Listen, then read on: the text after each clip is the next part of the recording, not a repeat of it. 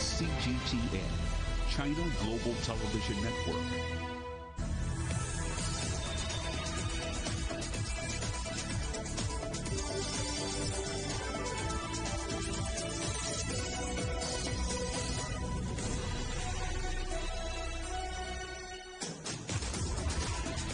Hello and welcome to Global Business Europe, live from CGTN in London. I'm Jamie Owen. And I'm Robin Dwyer. Our top stories.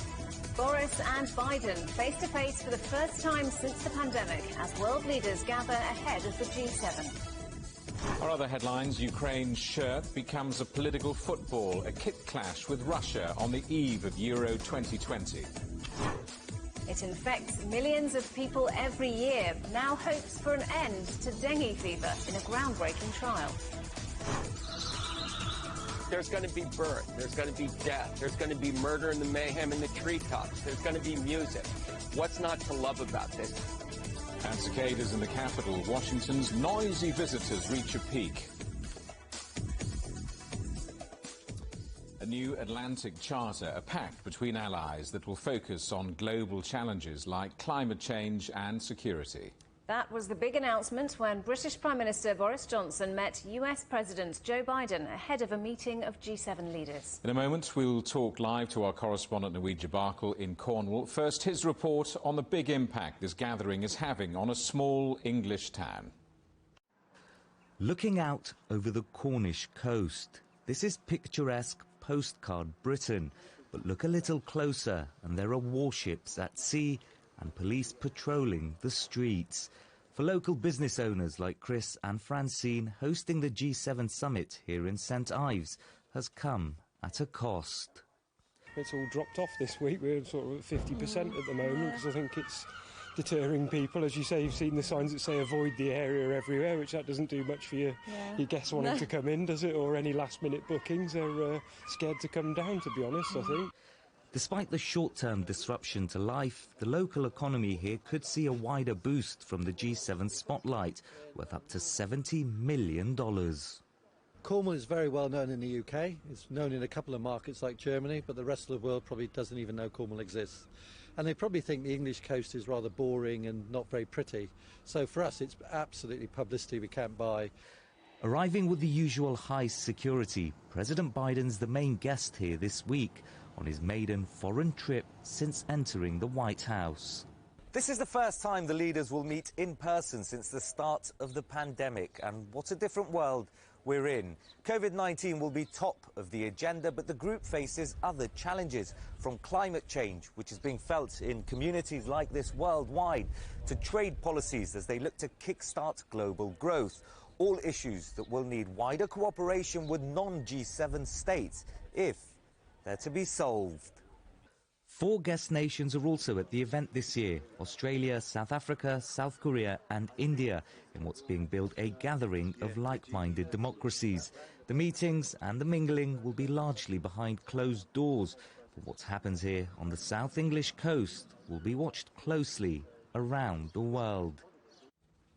Well, Naweed joins us live now. So, Naweed, the UK and US leaders have just met and the stakes are high for Boris Johnson. Yeah, the early pictures coming out of this meeting looking very jovial. Both leaders' wives also meeting, and plenty to discuss. The Atlantic Charter, the headline figure, a bit of news out of this. It's called the Atlantic Charter because that's what Winston Churchill and Franklin D. Roosevelt, two predecessors to these two men in that position, in those positions, signed in 1941. That was looking at post-war recovery. This is looking at how to take the UK and US's relationship into the 21st century. It will look at things like cooperation in cybersecurity, closer cooperation on physical defence and security, and then protecting so-called democratic values. But this is a very, very important meeting. President Biden's first foreign trip as US president. The first time the two men have also met face-to-face. And really, this is a chance for Joe Biden to show that America is back. America is here to try and support multilateralism. And no surprises that he's dedicated a whole day before the G7 Leaders Summit to meet with Boris Johnson, signifying the importance of that transatlantic relationship. And just in terms of the actual discussions, it won't be plain sailing. Brexit is one issue where the two may be in disagreement. President Biden's own Irish roots, something he's spoken very proudly about, and we understand that he has told Boris Johnson that the Good Friday Agreement must be respected. That's with regards to the Northern Ireland Protocol as part of the Brexit agreement when the UK left the EU. Some checks on goods going from the UK, from the mainland to Northern Ireland, are still in place. It's led to some tensions and resurfaced some sectarian violence in Northern Ireland. It's something that Joe Biden says must be maintained, the respect for the Good Friday Agreement. It must be said that Boris Johnson has done too. So that's one part of a contentious issue. But I think generally when this press conference after this comes out, it's going to be pretty positive from both men, especially ahead of the G7 summit, which starts tomorrow. Well, looking at that summit then, you mentioned Brexit, but what else is on the agenda? Yeah, that's lots to discuss here. The other countries flying in, the leaders over the next 24 hours, that's Italy, France, Germany, Canada and Japan, the one Asian country that's part of the G7. By the way, EU is also going to be there. Ursula von der Leyen, the head of the European Union, she will be here. She'll make her thoughts about Brexit clear, no doubt. She's mentioned that before she departs for the UK. But in terms of the G7 summit, I think coronavirus, unsurprisingly, the big talking points. Expect a lot of pledges in the next couple of days about sharing vaccines with the poorer world. So far, the wealthy nations have really raced ahead in vaccinating their own populations. Joe Biden, before he came here, he announced that the US was going to contribute an extra 500 million vaccines for the poorer world. I think we can expect the UK and other G7 members to do similar pledges in the coming days. Aside from that, trade policy is another area that the countries say they want to really explore, looking at what they call making the global trading system fairer. That's something that will be closely watched by Russia and China. Really, this is a chance overall for them to meet in person, the sorts of diplomacy that we haven't seen in recent years. And climate change is going to be the other big factor here. It's a key foreign policy pledge for Joe Biden. It's a key one for the UK as it hosts the COP26 summit in November. So I think trying to protect the planet will be another issue at the top of the agenda. But there are protests planned here, and what a lot of environmental activists say is that there needs to be more action, not just the sorts of words that usually come out of meetings like this. Naweed, good to talk to you. Naweed Jabalkal there in St Ives in Cornwall. And let's pick up on that last point, because a group of nearly 80 CEOs and investors have written an open letter to G7 leaders demanding bolder action on climate change. Head of Climate Action for the World Economic Forum, Antonio Gowell, told me governments and companies must urgently work together. On one hand, they're asking for governments to step up, right? So about 60% of governments have set targets to tackle climate change in line with what science tells us we need to do. So we need the other 40% of those emissions to be tackled by governments. So that's sort of number one. Number two is tackling climate change is a global challenge. So we need those governments to commit to funding, in particular from the rich economies, the $100 billion that they've committed to the developing economies to help them also tackle climate change and also adapt to the impacts of climate change. And really what that requires is partnership. So we need the governments to be collaborating also with these companies, and this is a welcome offer to do so, to help speed up the climate transition. These companies have a role themselves to take action, don't they? Responsibility also starts with them and putting their own houses in order. So this group who signed this letter are companies who have committed to net zero targets and are implementing actions in their own companies. And that is, yes, committing to targets in 2050, but also in the near term, making those investments and putting in place those near-term plans to really show that the transition is on its way today, not waiting kind of a couple decades for things to start changing.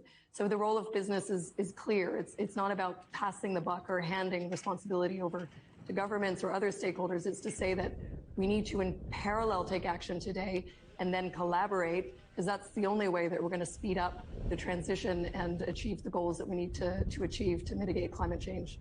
Economies have been absolutely hammered around the world because of the pandemic and lockdowns. Many people listening to you will say, do you know what, we'll settle for growth. Any growth, whether it's green or not, or sustainable, and it's a fair viewpoint, isn't it? One thing that we've learned from COVID is actually that partnering together to solve a global crisis like COVID is the only way that we have been able to progress and start to emerge from this crisis. And the same is the case for climate change, right? It is a pending global crisis, and we do need to kind of take that seriously, and it is a critical risk. In terms of sort of the growth, I think the key point here is that actually investing in green solutions is representative of growth. And this is really the critical point. On one hand, if we don't tackle climate change, we could actually shrink GDP by up to 18% in the next 30 years. So there's a risk of not tackling climate change, but also there's an upside of this. And we have some analysis that says that we can create up to 395 million new jobs by investing in nature positive solutions. And that's significant. So on one hand, we can create new jobs, we can enhance GDP if we're putting money in the right place and taking it out of the wrong types of investments, which we know are going to cause us challenges when it comes to climate change. Do you sense these companies are leading or following public opinion, fearful of the backlash from consumers and campaigners around the world for not seeing to be doing the right thing? We do see a very positive, I would say, momentum building around the expectations of companies to really set high ambition on climate. And this is really the point, is yes, you have leaders, but we need to build on this momentum that we see emerging from consumers, from investors, from shareholders, to really flip this agenda into the mainstream so that we can actually start to kind of see bigger numbers in terms of CO2 emission reductions. So certainly there's a mix of companies out there, and our hope and our push from this group is to bring more leadership to the table so that we can move forward towards COP26 in just a few months, which is a critical milestone this year. The car giant Stellantis says its Citroën division has become the fourth car maker to be charged over diesel emissions. The French company is accused of deception over the sales of diesel vehicles in France between 2009 and 2015. The second Stellantis company, Peugeot, was also charged this week, along with French rival Renault and Volkswagen. China has arrested more than 1,100 people on suspicion of money laundering using cryptocurrencies. The police say they penetrated more than 170 criminal groups. China has stepped up its crackdown on cryptocurrencies, saying the number of crimes involving decentralized money is rising. And it seems cryptocurrency is facing setbacks elsewhere. The Basel Committee on Banking Supervision says banks should set aside enough capital to cover losses on any Bitcoin holdings and back any crypto assets they own. The Swiss-based group's made up of regulators from the world's leading financial centres. It says cryptocurrencies could risk global financial stability. The Japanese government colluded with Toshiba to undermine shareholders. That's according to an independent investigation. Investors accused Toshiba of pressuring them to back the company's management. The report says an advisor at Japan's Trade and Industry Ministry contacted a key shareholder, warning it would face a regulatory probe if it did not vote in line with the management. You're watching CGTN. Still ahead. It was not a Colonial 123 type password. The head of Colonial Pipeline admits to flawed security. After that, cyber attack disrupted fuel supplies.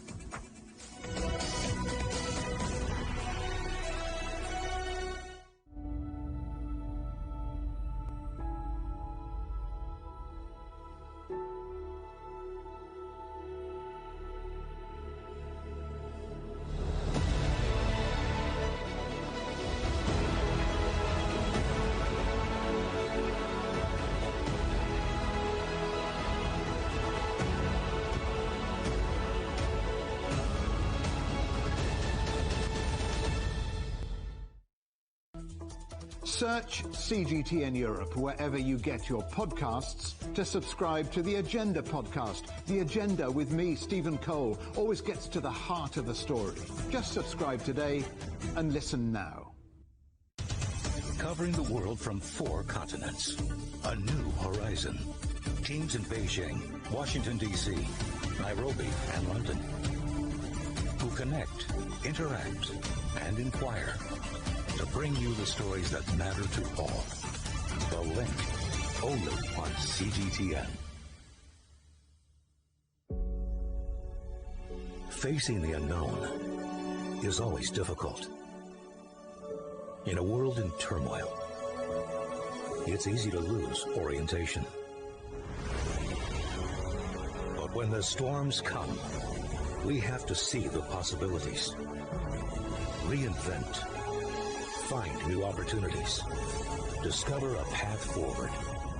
CGTN. See the difference.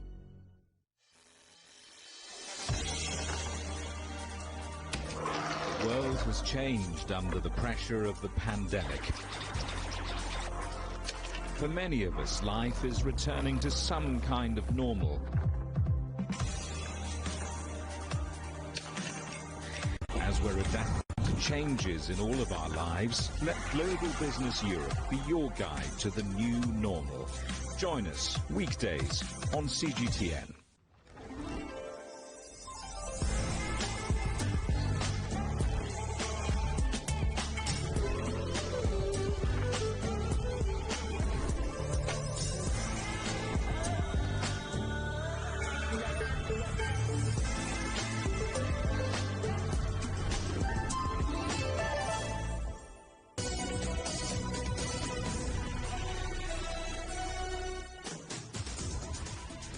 Welcome back to Global Business Europe. Just a reminder for you that CGTN is available to watch for free on all the major digital platforms, on Smart TV or online on Roku, Apple TV, Amazon Fire and Android TV, YouTube, Dailymotion, CGTN.com and the CGTN app.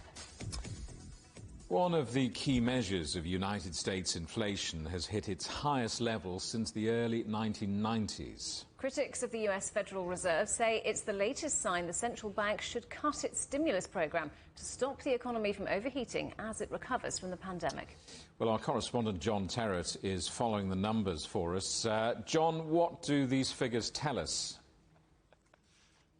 Hey guys, well first of all CPI is the figure that was published about 4 hours ago here, and that stands for the Consumer Price Index. In other words, it's what Americans are paying at the store when they go in for things like clothing and for food. Now the headline rate, which has caused a lot of fuss, was up 5% on this time last year, and that's the most that has been up since 2008.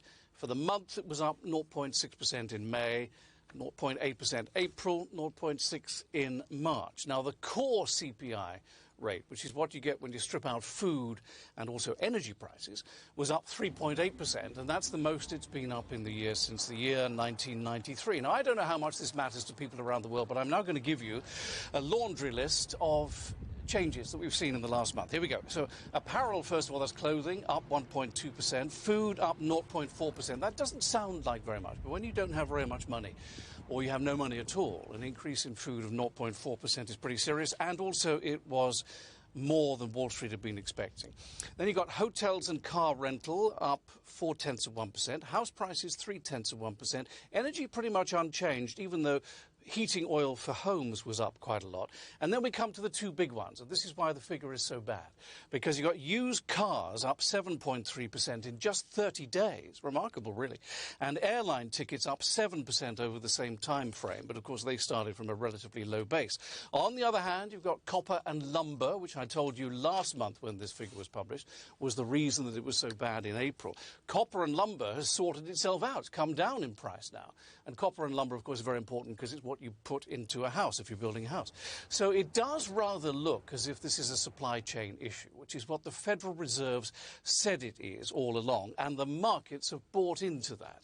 So think of it like this. The figures are abrupt, yes, but I think it could be a lot worse, and that's why we have the Dow up 1/3% and the S&P 500 hitting a new intraday record at the moment. And just very quickly, one other thing, the jobless figure for this week, number of people signing up for the first time as of last Saturday, pandemic low of 376,000, down 9,000, but that was still higher than expected, and we still have 7 million jobs fewer than we had when the pandemic started.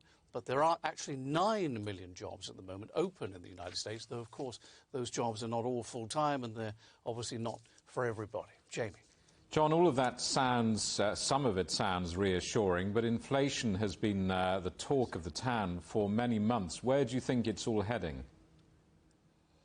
Yeah, and inflation is serious. I mean, I talk to a lot of young people and they say, hey, what's inflation? Because we haven't had inflation for many, many years. And it is serious if it gets out of control. That's the thing. If the prices are going up, it is rising prices. And it happens for a variety of reasons that we won't bother with going into now. But it can be very serious. I mean, when I was growing up, you know, inflation was like 20%, something like that. Not very good. It feels to us here today a little bit more like this is reinflation rather than inflation. In other words, the prices are getting back to where they were before they was, as it were. Airlines up 7%, as I said, but that's from a low base.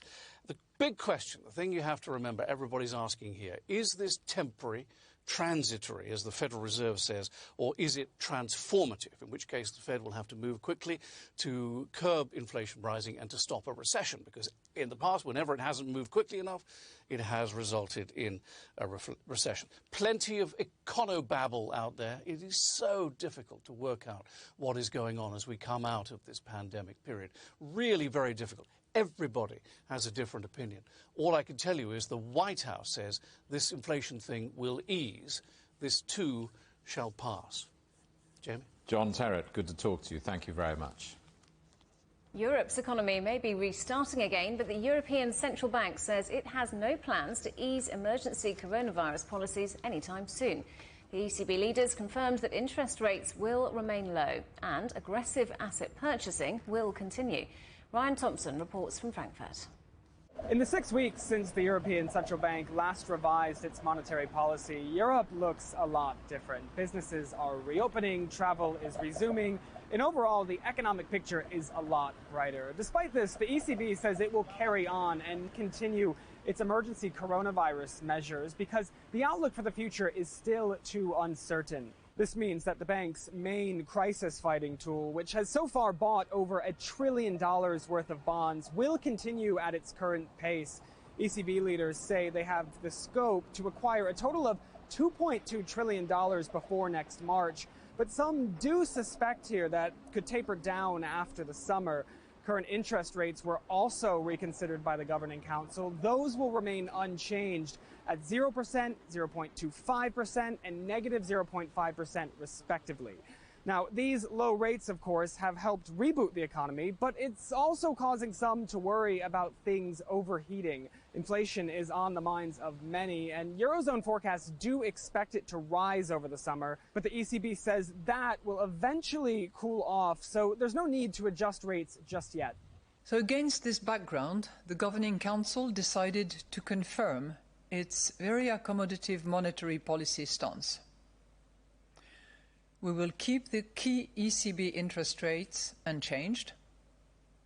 We expect them to remain at their present or lower levels until we have seen the inflation outlook robustly converge to a level sufficiently close to, but below 2% within our projection horizon. Now, the ECB board has also raised the growth forecast for the euro area up to 4.6% from 4% for this year. The overall message is that they are optimistic about the future, but remain cautious and want to provide favorable financial conditions.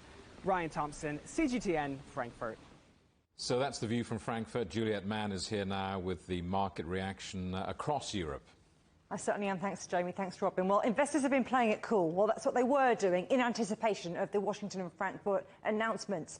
But there was nothing in the European Central Bank decision and the rise in US consumer prices to really freak the markets out. Let's take a look at the UK's blue chip index, the FTSE. Now, that closed in the green, only just. Pharmaceuticals added to recent gains, and the FTSE also got a bit of a boost from BT Group. Now, shares rallying after Altice Telecom took a 12% stake, and that stake is larger than the scale typically considered to be a passive interest, so we'll be keeping an eye on that one. Travel and hospitality shares, that they have had the other effect because they've been heading lower. Big concern still about whether the UK government will actually end all the lockdown restrictions as planned on the 21st of June. Let's look at Germany's DAX. Now, travel stocks also fell here after a recent run of gains. And automakers, they've also been down for a third straight day. At Volkswagen, they're saying it's that semiconductor chip shortage. Certainly that will be the issue for the short term. Now, the CAC 40 in France, so also not a big change there, just down a nudge at 65.49. The disappointing setback for the French market today was digital music company Believe's stock market debut. Shares tumbled more than 13%. Now, the flotation was the first tech listing on the Euronext Paris Bourse since 2014. And it's among about 30 flotations that are in the pipeline of the Paris market as it's trying to recover from all that pandemic volatility. But, you know, already a couple of planned IPOs pulled out this month, Robin and Jamie, because of, you know, turbulent market conditions. Think about Deliveroo as well. I mean, it's not a good time for those IPOs, is it? Deliveroo debuted and the shares were down 26%. So a rocky time for the market. It's interesting stuff. But I think that's probably enough econobabble, I think that's what John called it. Enough econobabble from me. It will be interesting to see, though, if those inflation numbers will set the tone for the markets for the rest of the month. Juliet, thank you. Econobabble, that's the word for today, I think, isn't it?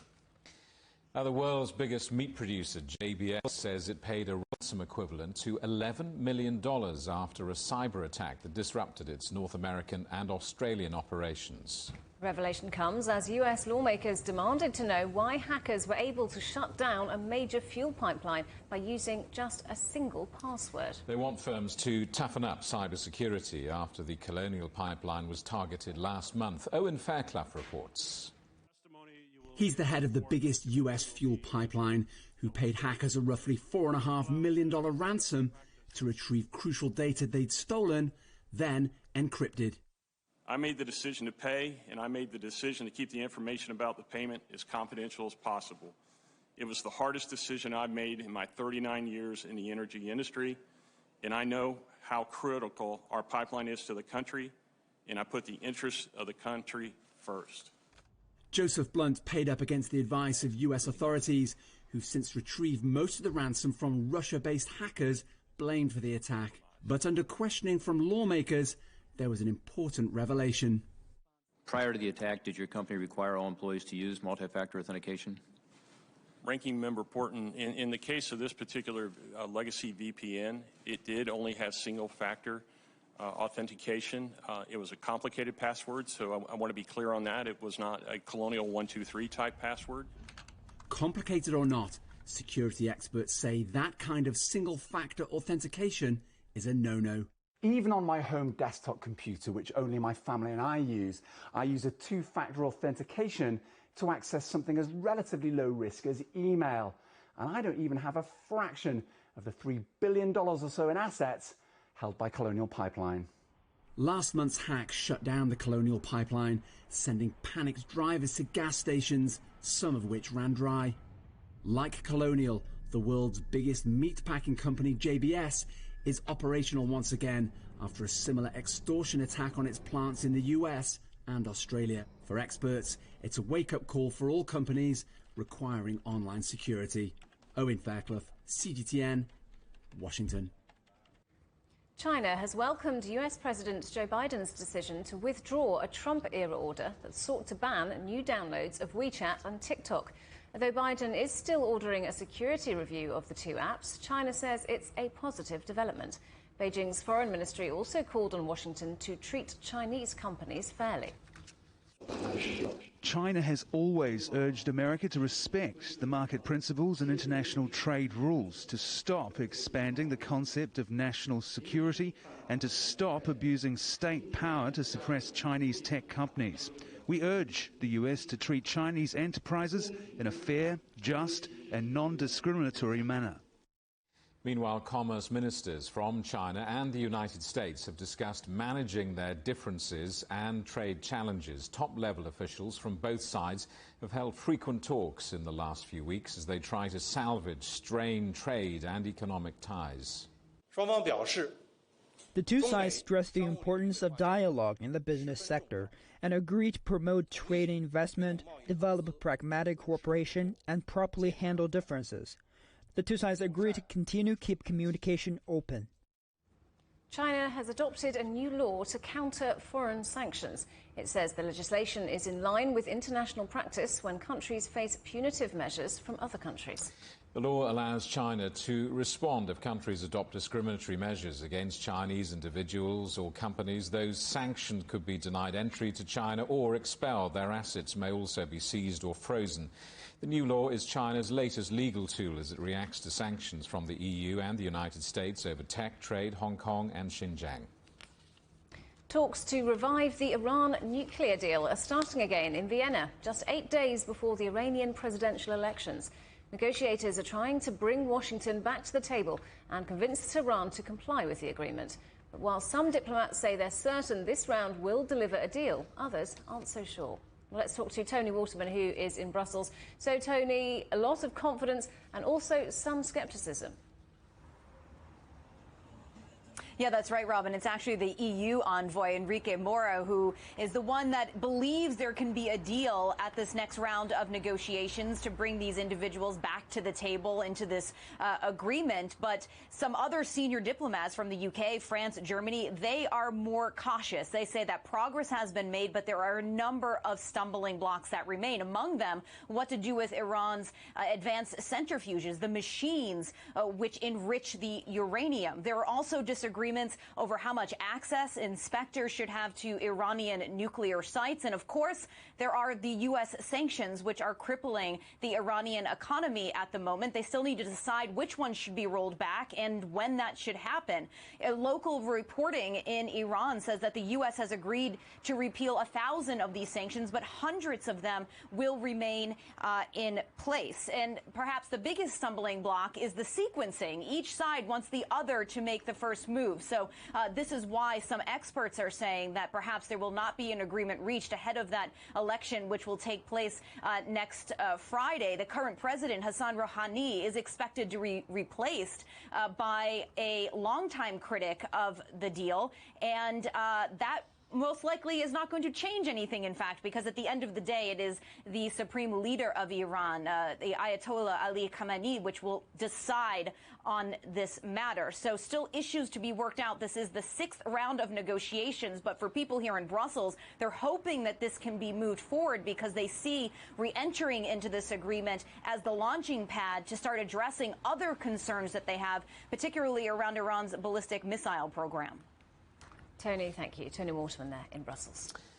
You're watching CGTN. Still ahead, the body politic. Russia welcomes a ruling by European football's governing body that Ukraine must change its shirts.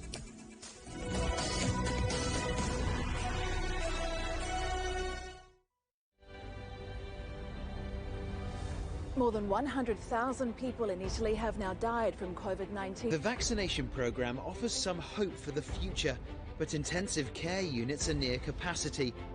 The Spanish government is hoping to vaccinate over 1 million people by next month. Living in Germany are struggling with their mental health. Hungary is supplementing the EU's vaccine rollout, buying doses from Russia and China to speed up the process. 4 million people have tested positive in France. After a grim winter, the promise of a spring bloom that could mean freedom for millions.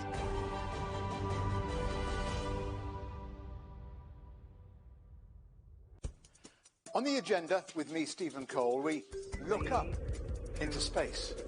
We look down into data. We look at debt. We look at politics. We look at opioids, climate change. We look at all the issues that really matter around the world. But you matter too.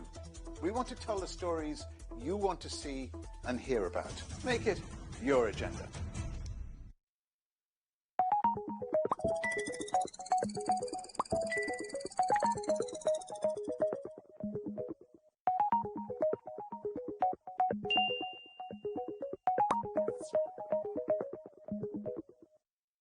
Roger, make you last clear. We can try out the wild and the crazy ideas. Nothing can stop an idea whose time is coming. This idea is coming. I actually feel quite comfortable in isolation. We should all be very busy when we're trying to save the world. Awesome! We hope it will happen. We have to live in hope. The agreement is signed. But what is the real deal now the UK has left the EU? For trade, for business, for the city, for ordinary people. Make sense of Brexit with CGTN.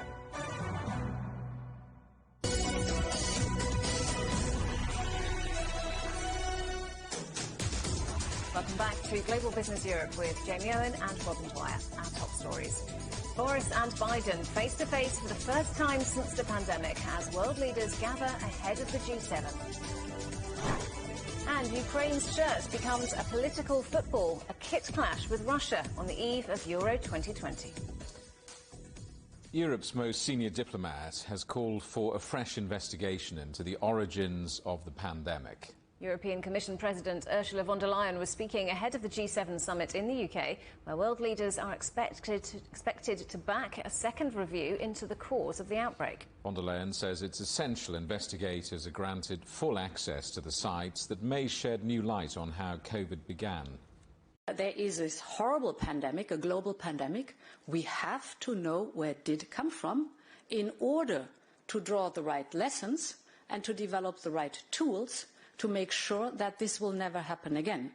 And therefore, the investigators need complete access to whatever is necessary to really find the source of this pandemic. And depending on that, we have to draw conclusions.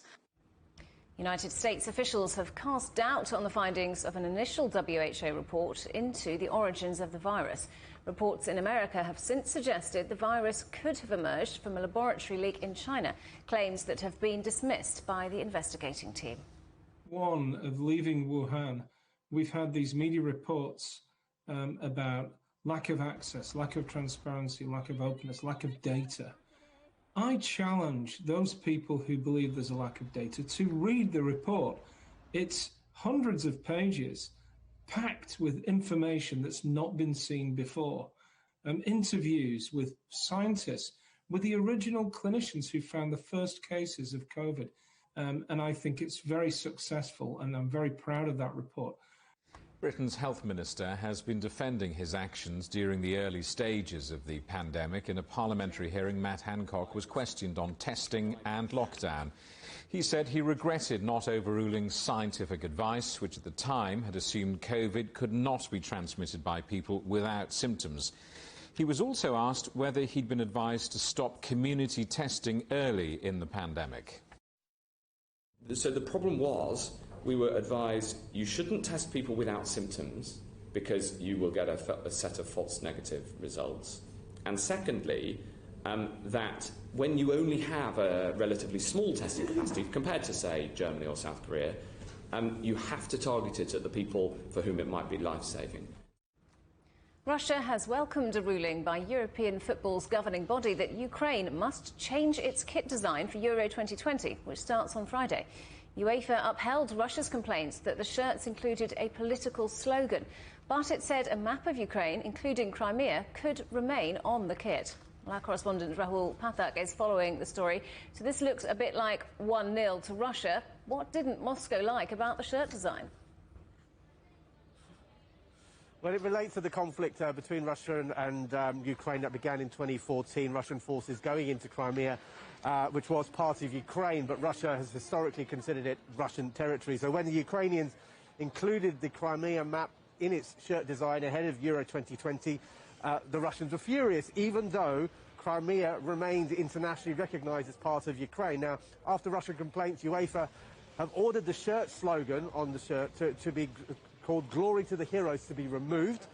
They say the phrase has political and military connotations, but the map design of Crimea on the shirt can remain. So, according to UEFA, the map was not a concern, considering it reflected United Nations recognised borders. So, the Russians are furious because the Crimea map is still loud and proud on that Ukrainian shirt, and they'll wear that ahead of their first game against the Dutch on Monday. And the Ukrainians are annoyed because their president says the slogan is something that's written in the soul of every Ukrainian. So in trying to keep everybody happy, UEFA has managed to get on the wrong side of just about everybody. So, Rahul, political slogans have always been banned by UEFA and other football bodies, but actually defining what constitutes a political slogan is becoming less clear. Yeah, I think, to be honest, everything is becoming more political. I mean, I'm from the UK, where the wearing of poppies has been a traditional thing for decades. And when I was growing up, poppies were a way of raising money for charity to show your appreciation for people who'd served in the global conflicts of the 20th century. Now, from being something that was a charity-raising exercise, it's now become a real overtly political statement. And in fact, not wearing a poppy has also become, in its own way, an overtly political statement. So when football's world governing body FIFA told the England team they weren't allowed to wear shirts with the poppy on the front, it caused an almighty furore there. And eventually, FIFA relented in 2017, and the England team were allowed to wear shirts with the poppies displayed. Fast forward 3 years later to 2020 and the Black Lives Matter protest, footballers taking the knee ahead of all English Premier League games, which they continue to do now. And England, of course, will take the knee ahead of all their games at Euro 2020. And they will not receive any sanction from UEFA, even though, let's be honest, that is about as political statement as you can get. So maybe political statements now do have a place in sport, although the people that were booing the England team during their warm-up game against the Romanians last week may disagree. England fans, I hasten to add. Rahul Pathak, thanks very much.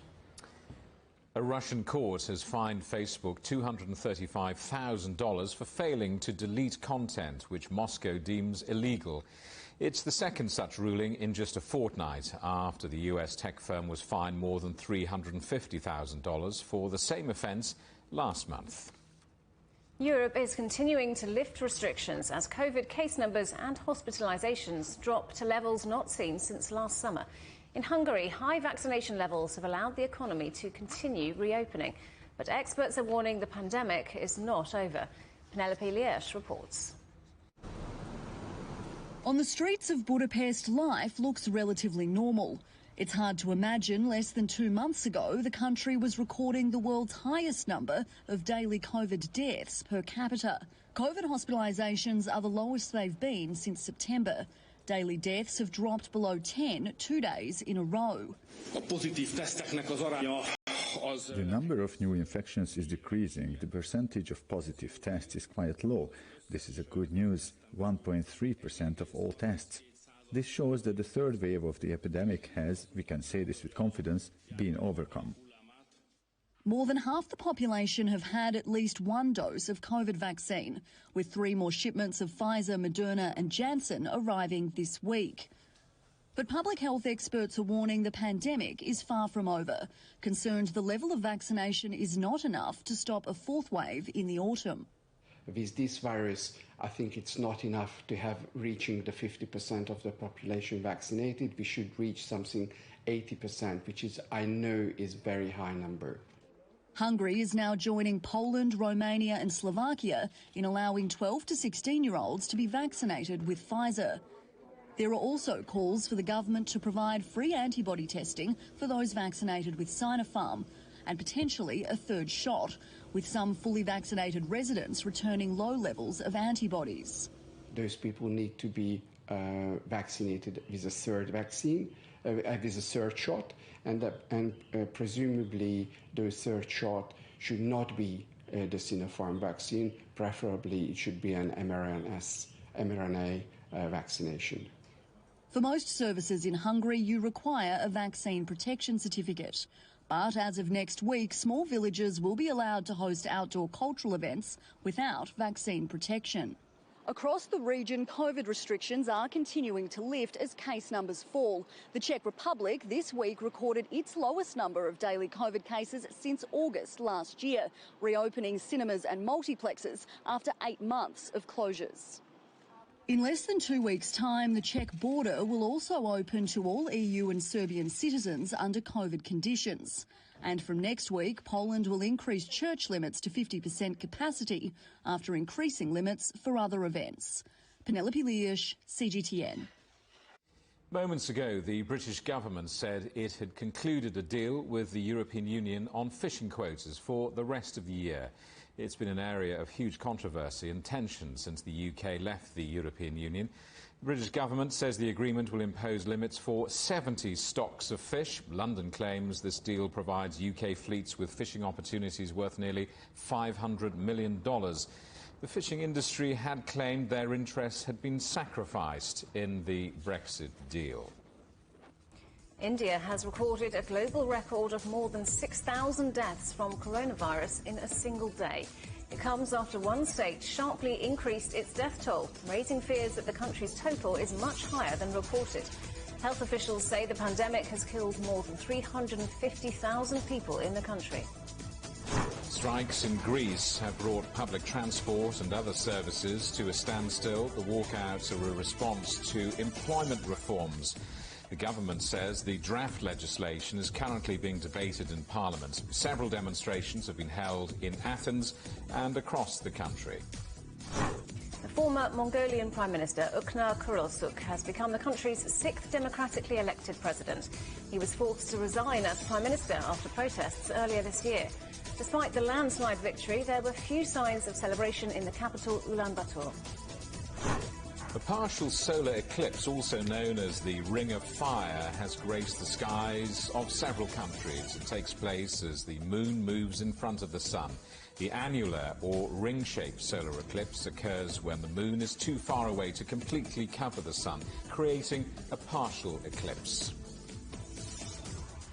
And to see more of the scenes from New York, where a perfect crescent was in full view over the Hudson River, go to our website at europe.cgtn.com. You're watching CGTN. Still ahead, China puts its astronauts through their paces ahead of a series of manned missions to its own space station.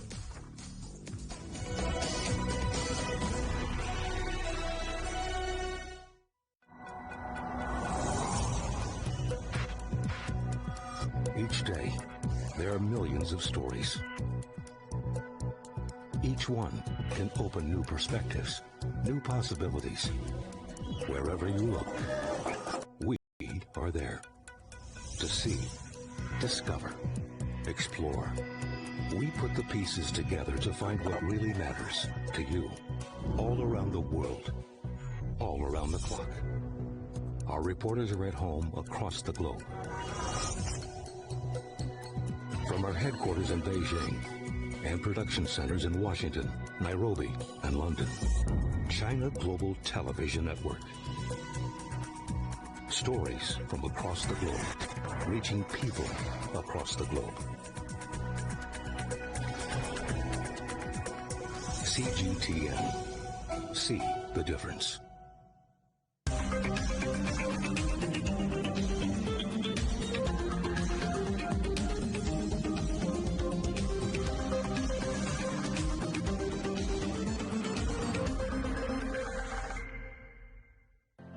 Mari, what would you say is a good question?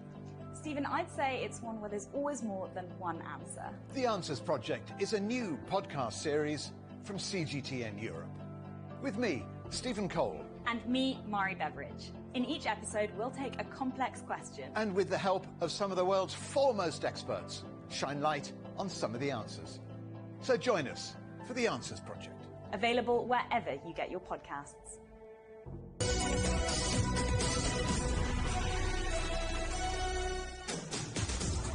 Welcome back to Global Business Europe.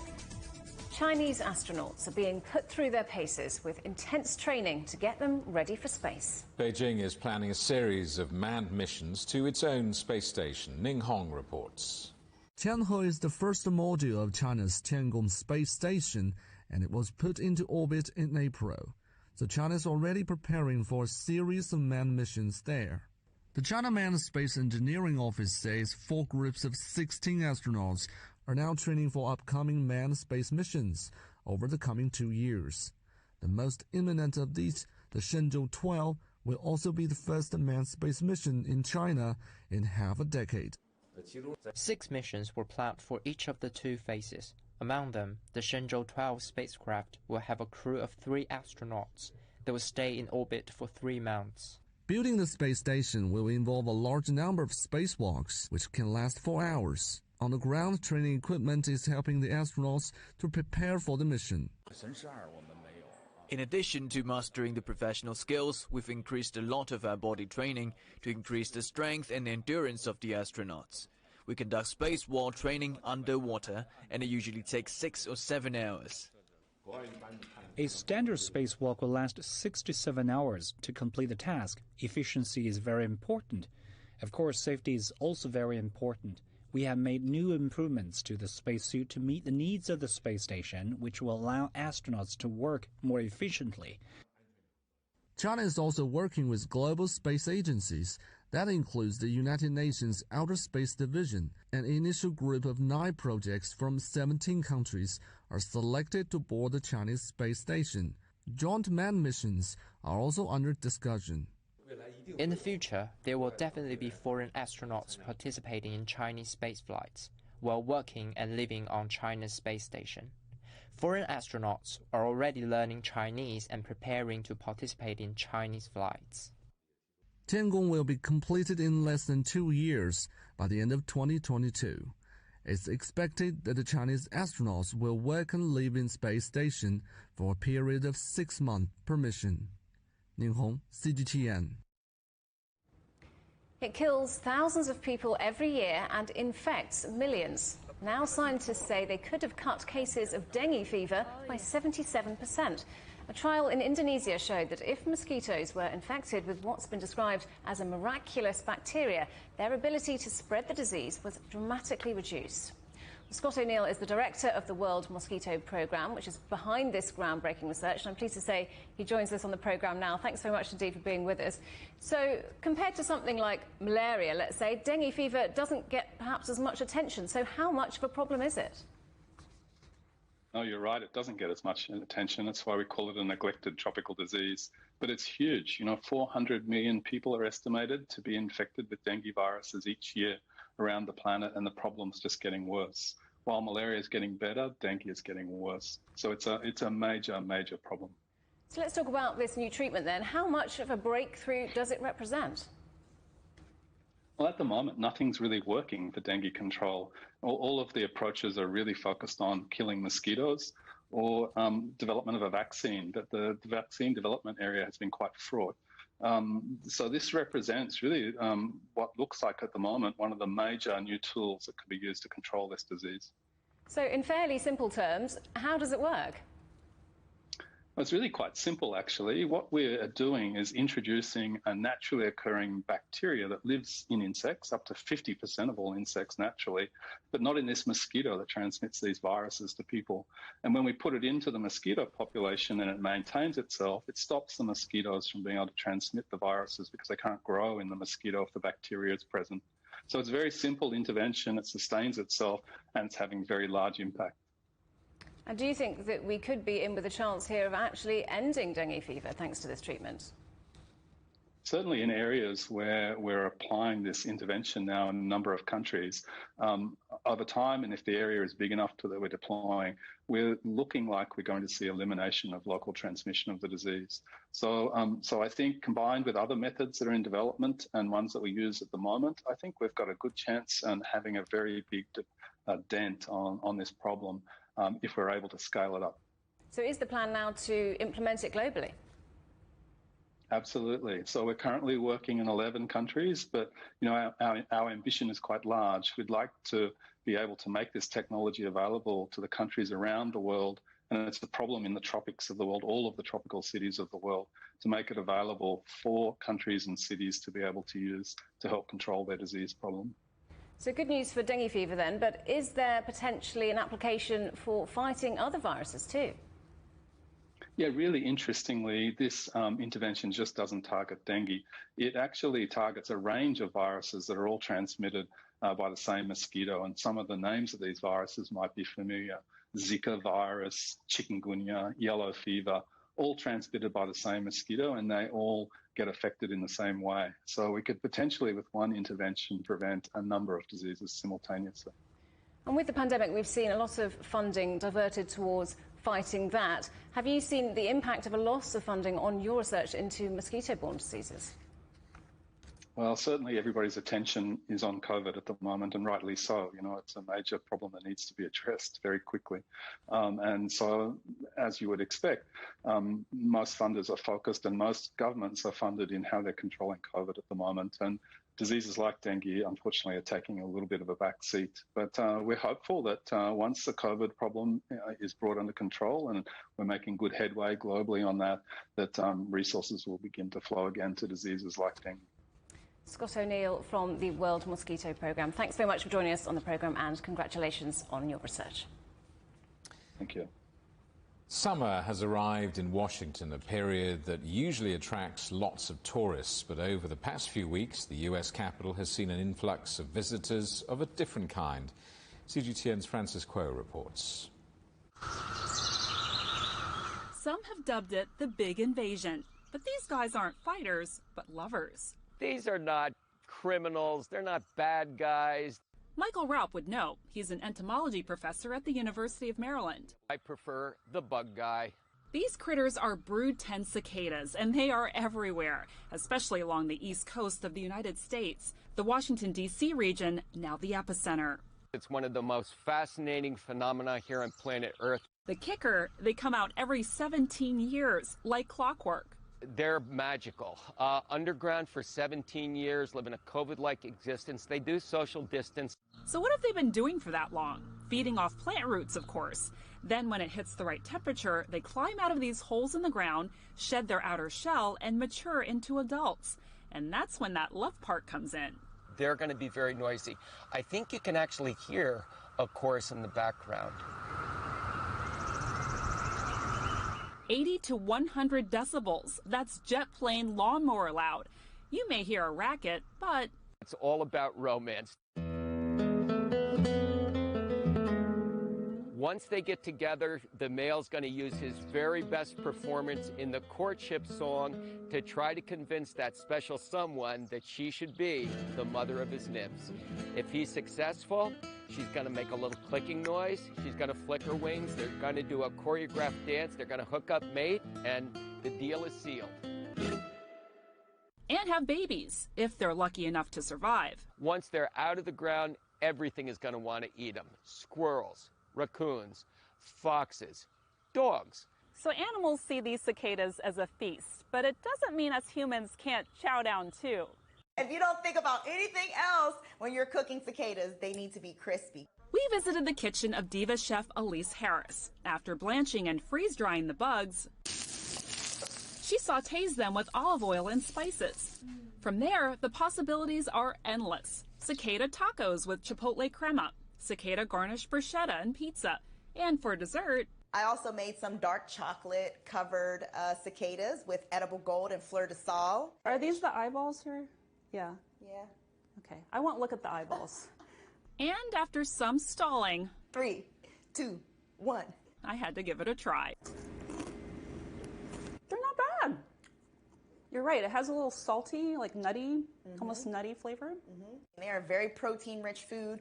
43 grams of protein per serving, only 121 calories, and 5 grams of fat. But if you still find cicadas hard to swallow, here are some final thoughts from the bug guy. There's going to be birth, there's going to be death, there's going to be murder and the mayhem in the treetops, there's going to be music.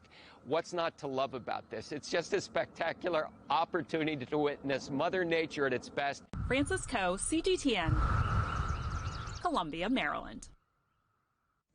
That's put me right off my dinner. I think I'm going to pass on the cicada calls, yeah, definitely. Absolutely. The headlines again. Boris and Biden face-to-face for the first time since the pandemic as world leaders gather ahead of the G7. Ukraine's shirt becomes a political football, a kit clash with Russia on the eve of Euro 2020. And new hopes for an end to dengue fever in that groundbreaking trial. Well, that's it for Global Business Europe. Thanks very much for watching. More on all of our stories at europe.cgtn.com, and do follow CGTN Europe on Twitter, Facebook and Instagram. We're on smart TV apps such as Roku, Apple TV, Amazon Fire and Android TV, YouTube and Dailymotion, cgtn.com and the CGTN app. Coming up next on CGTN, it's Africa Live. We'll see you again tomorrow, same time, same place. From all of the team in London, it's goodbye. Goodbye.